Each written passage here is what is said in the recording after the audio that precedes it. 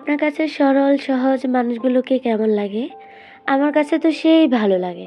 তার কারণ তাদের মধ্যে চকচকে ভাব থাকে না, টাকার অহংকার থাকে না, অট্টালিকার অহংকার থাকে না। দেখবেন তাদের কাছ থেকে একটা মাটি, মাটি ভাব গন্ধ থাকবে। তারা কখনো কাউকেই ঠকায় না। আর যাদের মধ্যে চকচকে ভাব, অনেক, অনেক অহংকার, তারা না কখনো ভিতর থেকে সুখী হয় না। তারা শুধু মানুষকে জেলাস করতে জানে, কী করে কাকে ঠকিয়ে কোথায় যাবে, কী করে টাকা পয়সা করবে, কীভাবে শুধু অসৎ পথে তারা জড়াইতে থাকে নিজেকে। আর সহজ সরল মানুষগুলো মাটির গন্ধে মিশে কি সুন্দর কুড়ে ঘুরে শান্তিতে থাকে। উফ! তাদের যে আমার এত ভালো লাগে বলে বুঝাইতে পারবো না। যাই হোক, সবাই কেমন আছেন গাইস? আলহামদুলিল্লাহ আমি ভালো আছি। আসসালামু আলাইকুম। আশা করি সবাই ভালো আছেন। তো সবাইকে বলতে চাই, এতক্ষণ যারা আমার বক শুনেছেন, যদি আমার ভিডিওটা ভালো লাগে প্লিজ একটা লাইক সাবস্ক্রাইব করে পুরো ভিডিওটা দেখবেন। আর যদি না ভালো লাগে তাহলে বলবো দেখেন, ভিডিও দেখতে দেখতে যদি ভালো লাগে তাও একটা সাবস্ক্রাইব করে দিবেন আর লাইক করে দেখবেন। এখন এখানে বাহিরে গাইস অনেক বৃষ্টি হচ্ছে, কিন্তু আমার ক্রেভিং উঠতেছে ক্রিস্পি কিছু খাওয়ার জন্য, তাই ব্যবস্থা করতেছি।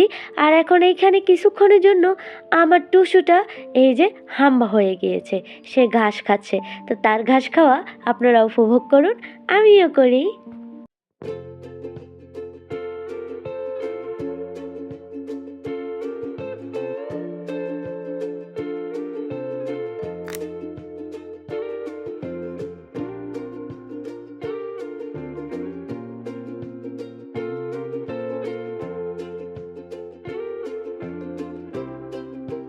টুসুর তো ঘাস খাওয়া শেষ। এখানে আমি কিছু রোস্ট করার জন্য শুকনো মশলা নিয়ে নিয়েছি। আর এখন এই তো মুরগির মাংসগুলোকে ভালো করে একদম পরিষ্কার করে নিব।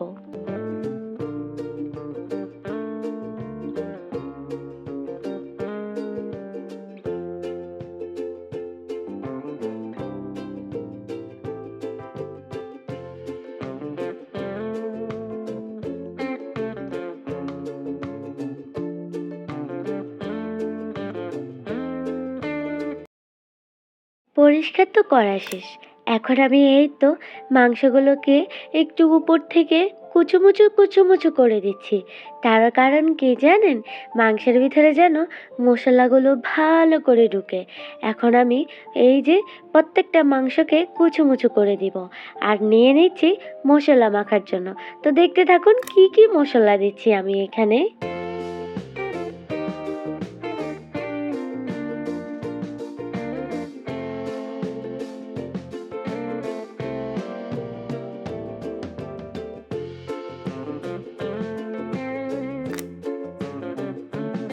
দেখতে দেখতে মশলা সব দেওয়া শেষ। এখন আমি এই যে হাত ভরে আমি মাংসগুলোকে ভালো করে মাখিয়ে নিচ্ছি।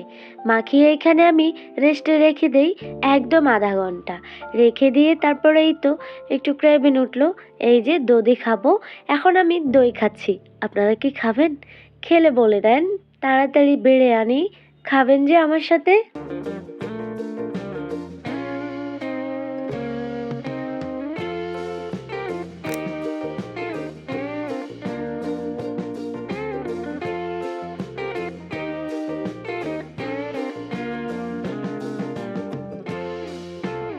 আধা ঘন্টা পর এই তো আমি ফ্রাই প্যানে তেল দিয়ে নিয়ে আসলাম মাংসগুলো ভাজার জন্য। আপনারা চাইলে এই মশলাটা রাতে মেখে ওভারনাইট ফ্রিজে রেখে দিতে পারেন। আমার হাতে সময় কম, তাই আমি আধা ঘন্টা রেস্টে রেখেছি।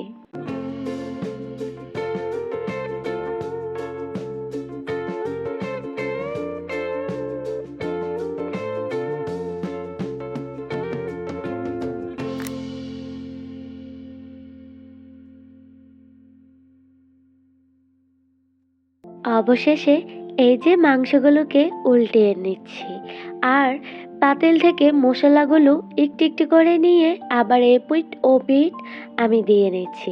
মাংসটা অবশেষে ভাজা শেষ।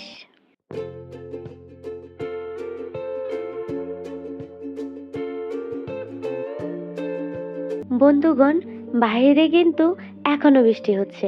আর আমার মাংসটা ভাজা হয়ে গিয়েছে। আপনাদেরকে দেখিয়ে নিচ্ছি। চলুন খাবো আগে।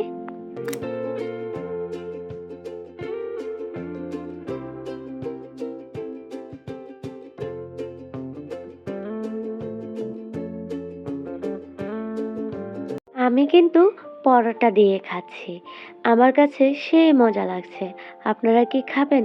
যদি খান তাহলে বাসায় এটা সবসময় করে খাবেন। এই তো আমি একটু পরোটা ছেড়ে মাংসটা নিয়ে নিয়েছি একটু মেয়োনিজ। নিয়ে তারপর এই যে খেয়ে নিচ্ছি। মেয়োনিজটাও বাসায় বানিয়েছি। বাসায় বানানো খাবার অনেক দুর্দান্ত হয়। কিন্তু আমরা কষ্ট করব বলে হোটেল থেকে নিয়ে আসি। এটা কিন্তু একদম ঠিক না। সে মজা হয়েছে বন্ধুরা, বিশ্বাস করো। তা আমি বলবো তোমরাও বাসায় খাবার তৈরি করে খাও। একটু কষ্ট হলেও একদম ভেজাল মুক্ত খাবার খাবে। আর এখানে এই তো বৃষ্টি, বৃষ্টি মানেই আমার ভিজতে হবে। চলো ভিজেই আর বিদায় নেই। ভ্রমর কইও গিয়া শ্রীকৃষ্ণ বীর বিচ্ছেদের অনলে অঙ্গ যাহাই জ্বলিয়া রে ভ্রমর কইও গিয়া।